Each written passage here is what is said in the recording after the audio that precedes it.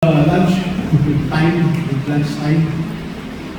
Dito tayo muna maglalas yung spiritual natin. No?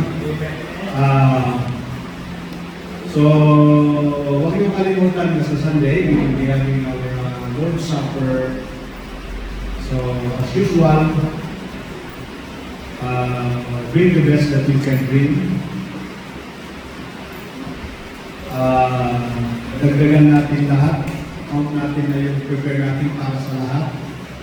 Yung isang ilan para lahat ay matikman. Kasi kung minsan may magdadala yung mga bitin na yung kahit ano yung mga bibitin, may nagdala ng halimbawa, pako. Ano sa kunala umulam dun sa pako eh. Ninanalikan yun. Buti na lang, walang masyadong kumuha dun sa pako, kaya sinuwak na. Okay? Yung mga walang madala ay isali na natin yung sa dalhin natin. No? Yan. So, yun lang. Sana magkaisa tayo that time to again show that we cherish, we value the blood of Christ, which was shed for our sins. Gusto kong patuloy na natin ang ating pinag-aaralan about forgiveness. Nag-aaralan natin yung pagpapatawad ng Diyos sa atin. Anong nangyari sa atin bilang pinatawad ng Diyos? Sabi na natin, when it comes to that word forgiveness, verse 1 ng Psalms 32, sabi niya dito, blessed is he whose transgression is forgiven, whose sin is covered. So our sin was lifted. No? God forgiveness lifts our burden. Parang gano'n, tinaas niya yung, tinanggal niya yung mabigat sa atin, ang kasalanan. Papabigat yan sa ating buhay. God's forgiveness covers our shame. Imbis na mapapahiya tayo, ay tinakpan ng Diyos ang ating kasalanan para magkaroon tayo ng buhay na hindi nakakahiya. So, nakakahiya na ba ang buhay mo ngayon? Ikaw ay naging Kristiyano? Hindi, no? Tayo ay maligaya at masaya na binago na tayo. Okay? And susunod, nakita natin pala yung illustration natin doon kay Ham na hindi niya tinakpan yung nakedness ng kanyang ama. Sa tuloy yung dala niya ng curse sa kanya yun. Number 3, nakita ko ito sa preaching niya, at kinuha ko ito na point ni David Jeremiah na yung pagpapatawad ng Diyos sa atin ay parang cancellation of our debts. Yung alam nyo, punta kayo umutang, ilista nila yung pangalan nyo. Yeah? Ililista niya kung anong inutang mo doon. Tapos biglang nalaman mo na lang na hindi ka niya nasisingilin sa utang mo na yan. Bakit? Yung ginawa niya, kinansel niya na yung pangalan. Ganyan po ang ginawa ng Diyos sa atin. Our sins were forgiven, cancelled. Na-cross out na, bayad ka na. At hindi lang ginawa yan ng Diyos na walang bayad.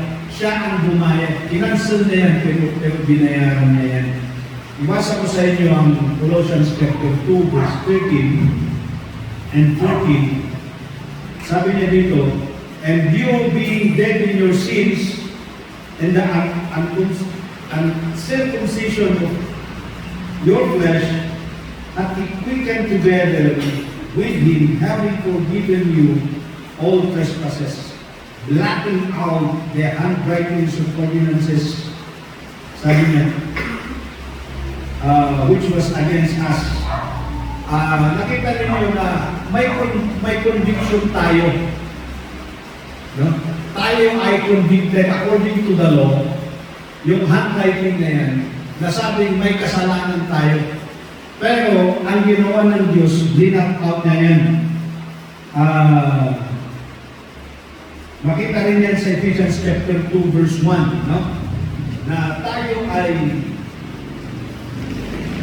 lumog sa utang, yung utang ng nagkakasala. Pero ang Diyos, nilibre na yan. Matthew 6 verse 12, forgive us our debts. Sabi niya doon, alam niyo ba na ang kasalanan ay nagbunga yan ng pagkakautang natin sa Diyos. Bakit? Dahil alam niyo, punta tayo dapat sa impyerno lahat eh. O walang pupunta sa langit, impyerno tayo. Para lang makapunta tayo ng langit, kailangan yung image natin na makasalanan, kailangan mapalitan yan ng imaheng banal, righteous image, matuwid na imahe. At yung matuwid na imahe yan ay wala kang makikita dito sa lupa. Yan ay imahe ni Kristo. At yung imahe ni Kristo na yan ang pumalit sa image natin. Kaya nga tayo naging, we are like Christ in image. We are created in the image of God. Dahil doon kay Kristo Jesus. At tuloy nagkaroon tayo ng itsurang gustong-gusto ng Diyos sa atin. Yung imaheng maka-Diyos na kay Kristo na yan. Saan tayo kukuha ng pambili natin yan, pambayad natin? Hindi natin kayang bayaran yung imahe na yun, yung imahe ni Kristo. Usang ibinigay yan. Pero kung magbebenta ka sana yan, kung binibilhin natin, anong pambili natin dyan sa banal na yan? Ang binibilhin natin sa kasalanan.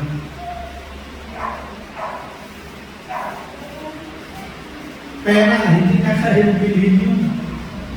Yung gawin natin mabuti, hindi sapat yun. Sabihin mo magbabago ka, ilang oras, ilang araw, bumalik ka na naman sa dati mo. Paano mo mababayaran yun?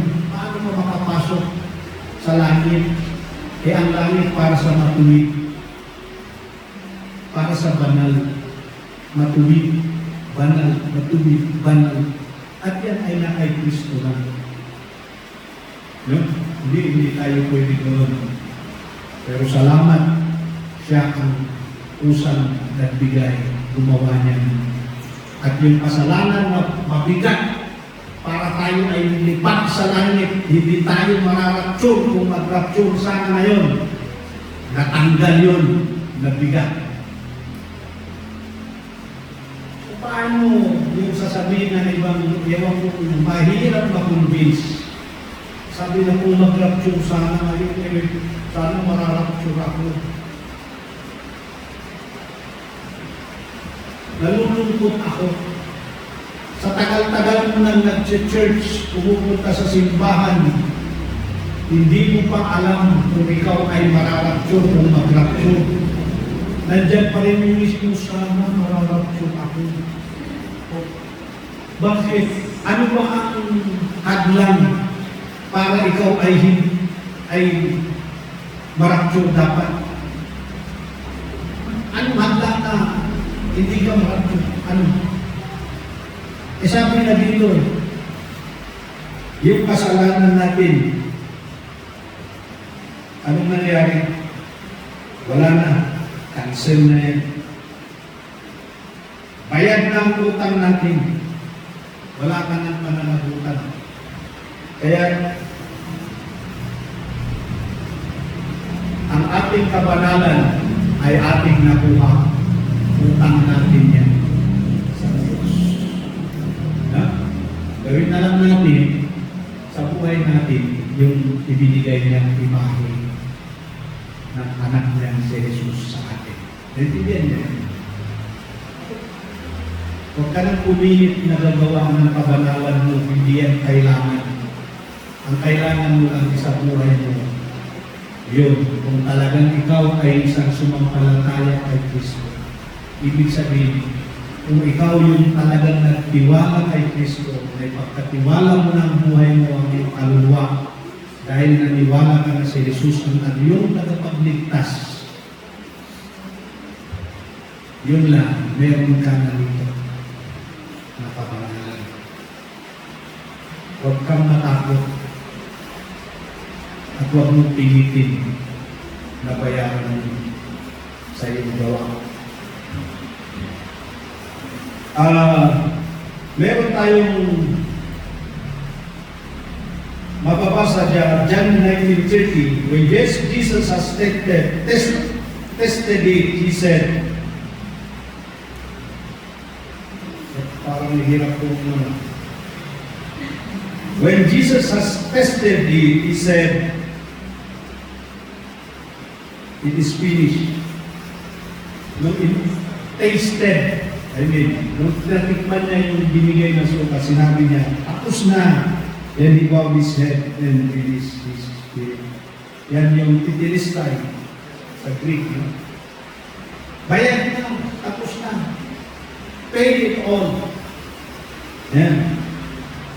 So, ano bang babayaran mo? Dahil na ang Diyos ang gumawa niya, wala tayong babayaran sa Diyos. Isabuhay na lang natin yung buhay natin being both with the cross. Nabili tayo ng halaga ng damo ni Kristo. Yan lang ang gagawin natin. Number 4 natin na itsura ng ginawa ng Diyos sa atin ay yung forgiveness ng Diyos sa atin ay paghahambing yan sa pagpapadala ng Diyos sa ating kasalanan sa malayo o ay pagtatapon sa malayo. No? Alam niyo kung gaano kalayo yung kasalanan sa atin? Yung kasalanan natin sa atin? Alam niyo kung saan tinapon ng Diyos yan? Kailangan tinanggal niya at tinapon niya doon. Psalms 103 verse 12, sabi niya, as far as the east is from the east, so far, ganyan din kalayo yung kasalanan ko sa akin. Ganyan ang forgiveness ng Diyos sa akin. Ma-imagine mo yan, east, in west, north, east, south, west, dito lalabas yung araw sa east, pupunta doon sa west. Ganun kalayo. No? Sisikatan ng araw, buong magkapon yan, nandun sa west siya, lulubog. Ang makakaya lang ng mga measure, yung araw na nasa taas. Paano mo masusukat yan?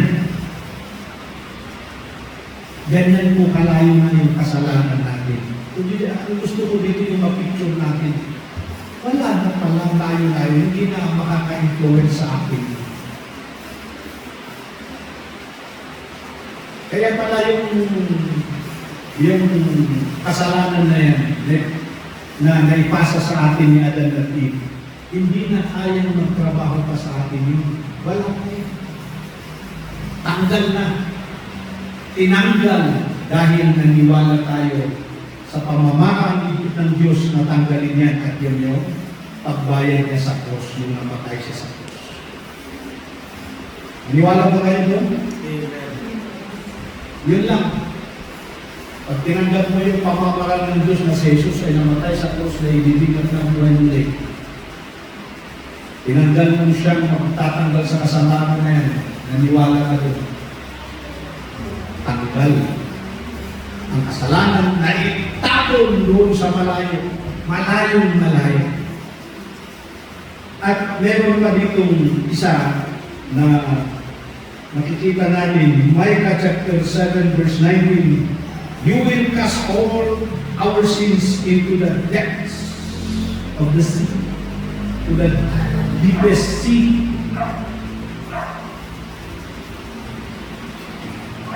May bahagi ng dagat, ocean na hindi napapasok.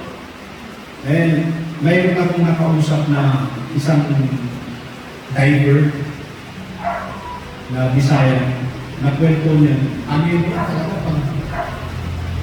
pag yung mga isda, sinisisig namin talaga yan. Pero may mga bahagi doon, naramdam mo na hindi mo abutin, parang puputok yung tenga mo.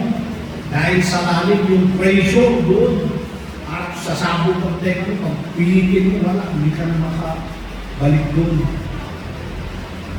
And itong sabi na sa Bible na yung pinakamalalim, papakita yan na yung hindi na maaabot yan, walang nakakaabot yan. Naibabong na doon yung kasalanan natin. So walang influence sa atin yung kasalanan. Kaya pigilan na yung mga sinasabing depende ako masalakan. Depende mo. Hindi pa rin naman nilang may salakan. Depende mo at dito yung magbago. Depende yung bago-bago ka rin. Oh, grabe. Sabi ng Diyos yung kasalanan ngayon na magdadala sa inyo, tinanggal na yan sa inyo, itinapon na doon sa pinakamalalim na bahagi ng dagat. Pero andyan ka na hindi ka pa rin naniniwala na ewan ko kung anong pinapaniwalaan mo, sabihin mo, hindi, nagkakasyalo pa rin ako. Ramdam mo yan dahil hindi ka kasi nagtiwala kay Jesus. Kaya wala kang maramdaman na nagbago sa buhay mo. Totoo yan. Ay, yung mga tao na nagsasabi na ganyan, nasasabi lang nila yung totoong nararamdaman nila. Ako hindi ko masasabi dahil ramdam ko na ako ay binago ng Diyos. At yung mga bunga ng kasalanan ko noon, gaya ng pag nagkasala ka ngayon, wala masakit sa damdamin.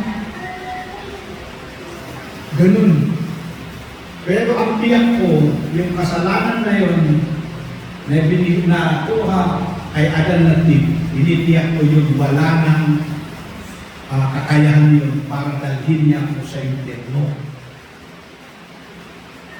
Ang kaluluwa ko ay pupunta sa langit dahil kay Kristo na tagapagligtas. Yan.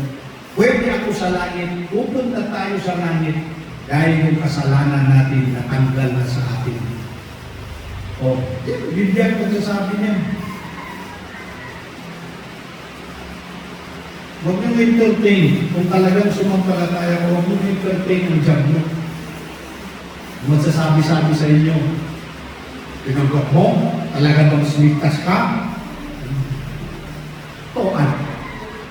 Bakit toan? Ba't di mo alam? Wala kang faith doon sa sinabi ng Diyos. Yan. So, instead na sabihin mo, praise the Lord, dahil nagkaroon ka ng faith, namumuhay ka pa rin sa fear. Instead that faith full of hope, nagkaroon ka ng fear, full of doubts kung ikaw ay pupunta sa langit. Kailangan natin pakinggan itong message na ito dahil alam ko malapit na tayo. Pagbalik ni Kristo, wala.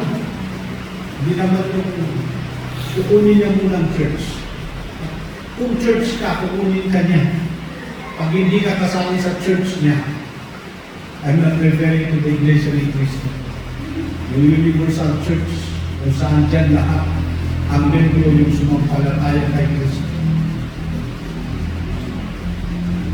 Then, pupunta sa langit. Isa ka ba doon? Amen.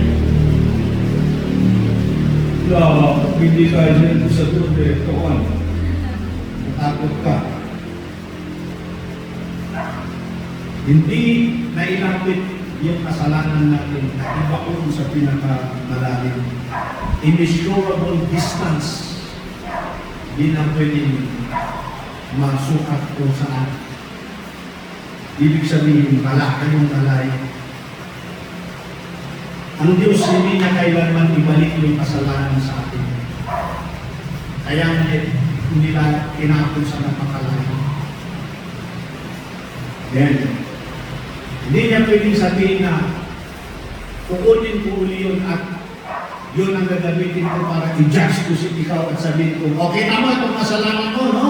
Ito, pupunta ka sa impyerno kasi ito yung kasalanan mo. Yan, bulapay ka ay Adam at Eve. Hindi niya sasabihin yan. Hindi niya yan humukayin.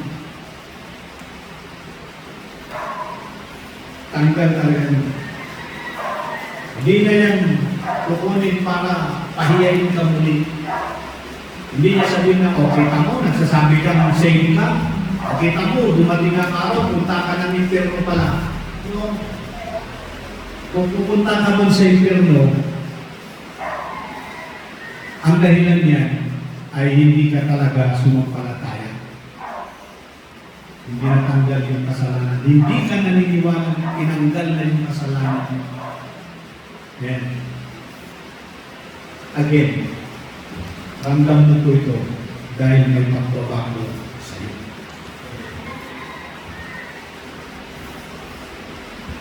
Meron yung kwento doon sa Leviticus chapter 16, na pagkamali, verse 10 yun, yung tungkol sa scapegoat, no? Na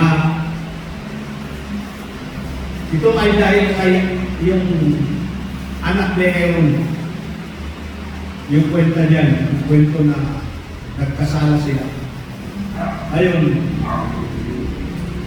kinuman ni God si Moses, ito ang sabihin mo kay Aaron, para mag-offer siya yung sa sin offering, para sa pamilya niya, para sa kanya. May parte doon na yung i-offer nila, may isa doon na yung kambing na yan ay pakawalan na yan. Huwag niyong patayin, pakawalan niyo yan doon sa wilderness. At yun ay naglalarawan ng freedom. Napakawalan na yung kasalanan doon. Nagpalayo, lumayo na. Wala na siya. At malaya ka na rin sa kasalanan. Yan ang nangyari sa atin. No?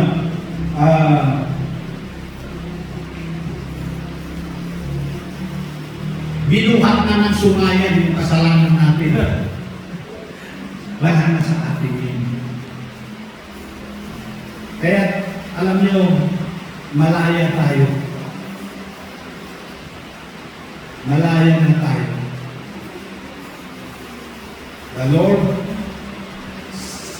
set us free from that bandage or tali, katali sa kasalanan. Kaya mabuhay na, napakasayang mabuhay in our freedom. No? Naintindihan ba natin yung kalayaan? O kakamatisan lang yun? kalayaan, napakasaya, mabuhay na malaya. Saan mo ginagamit ang inyong kalayaan? Ayun, yan ang naman ang tanong bilang isang Kristiyano. Number 5, God's forgiveness washes and makes us clean. Psalms 51 verse 2, prayer ni David, linisin mo ako. Isaiah 1:8, gawin mo, linisin mo din ako as white as snow.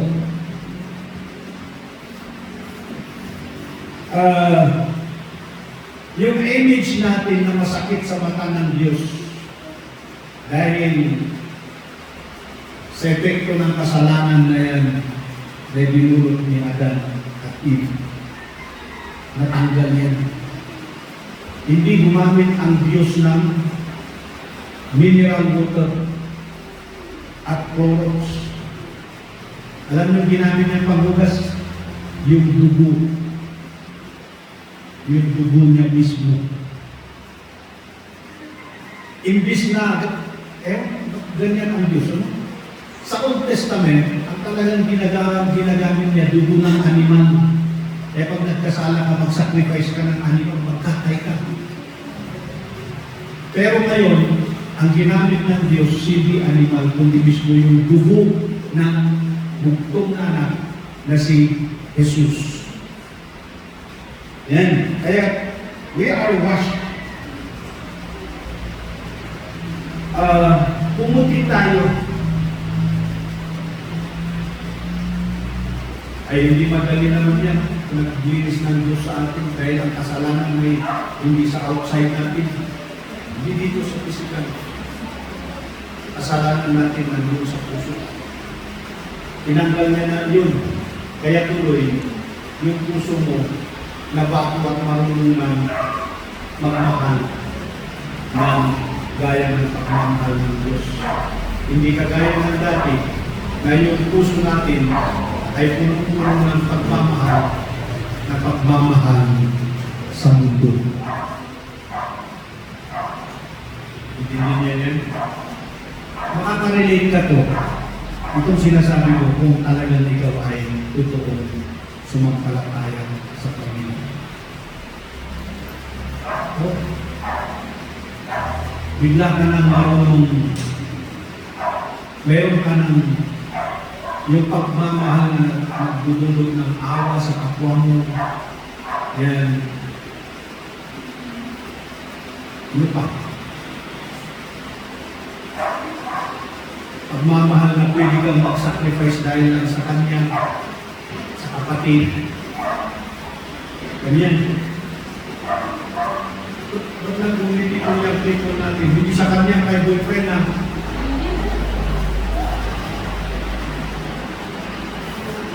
mundo yun. Yung sacrifice na sinasabi ko sa kapwa mo.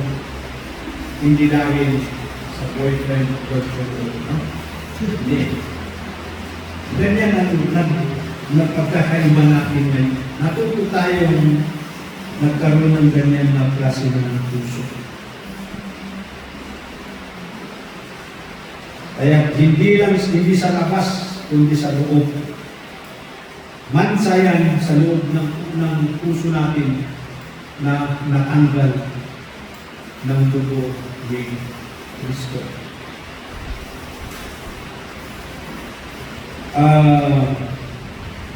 At last, pinakahuli, yung pagpapatawad na yan ay nag-restore ng ating relationship sa Diyos.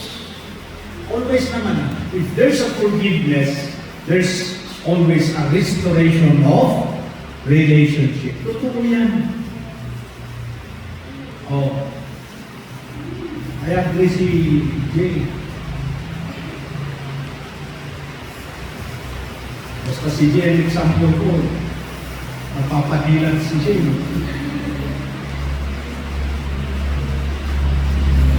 Tanungin nyo nga, lahat ng magkasawa na ako, puro may conflict na ang dami ng anak.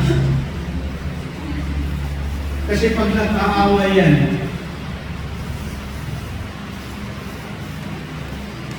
masakit yan, nagkakasakitan ng damdamin at isip. Ang gagawin yan, magpapatawaran yan. Pag nagpatawaran yan, nare-restore yung relationship, nagiging brand new. Kaya sinabi yan sa akin ng matatanda noon, pag na-counseling ko lang sabi, oo, tama, may rason din may explanation. Kaya doon dumadami ang mga anak, bunga ng forgiveness and restoration of relationship. O di ba? Ang Diyos ang ginawa niya sa atin, hindi tayo karapat dapat sa Diyos na may relasyon kasi makasalanan tayo.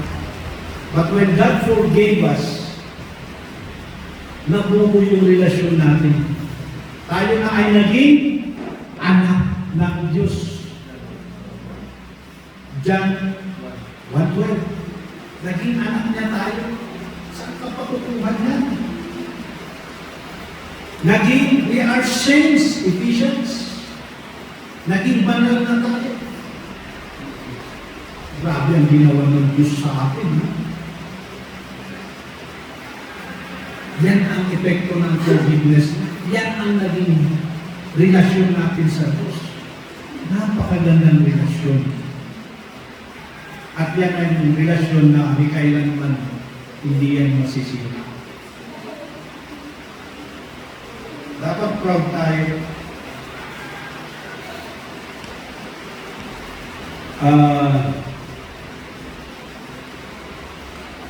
Yung dating fellowship ng Diyos at tao, na-break yun sa kasalanan. Adam at Eve. Nagkasala sila, naputol yung relasyon. Pero nung dumating si Jesus, naibalik yan. Sa lahat ng mga sumampalataya kay Jesus, naibalik yan. At hindi lang yung relationship, kundi na ang naibalik, kundi yung pagiging sonship. No? Anak. Yun ang naibalik sa atin. Hindi na kayang i-break ng kasalanan niya. Kaya ako naniniwala ko na pag ikaw ay ligtas, alam mo ligtas ka na. Pag ikaw ay sumampalataya at naniniwala mo ligtas ka na dahil napatawad ka. Hindi ako ayon sa turo ng mga iba na maligtas na kay Jesus, tinanggap mo, ligtas ka, umaya, nagkasala ka, hindi ka naligtas dahil nagkasala ka. Hindi ako naniniwala doon, turo ng mga iba dito, marami. Sitak, yan ang turo nila. Hindi ako naniniwala na maging anak ka ng Diyos, maging hindi ka ligtas. Maging anak ka ng Diyos, maging hindi ka ligtas. Dahil lang nagkakamali tayo, pero hindi yan ang effect. Nagkakamali tayo, pero we are still His children. Kaya pinapalo niya tayo. Ang palo, mahirap na buhay yan minsan. O kaya maagang namamatay. Dahil sa ating kasalanan na hindi tayo tumitigil. Yan ang pagkakaiba. Kaya yung relasyon natin sa Diyos, sonship. Yung mahal pagmamahal niya sa atin ay divine, agape. At buo ang ating pagiging, storge na pagmamahal ng Diyos sa atin. Na nagkaroon tayo yan. At nagkaroon tayo ng phileo, love among us. Love to our fellow. Yan. That is phileo lang. Yan ang makikita mo sa Bible.